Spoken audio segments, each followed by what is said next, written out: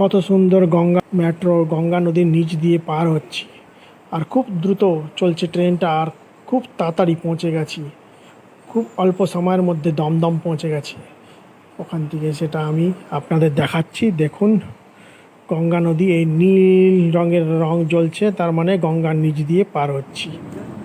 এইখানে নামছি মেট্রো স্টেশনে। এই দেখুন, দমদম পৌঁছে গেলাম। দমদমে থেকে নেমে সোজা এখন রওনা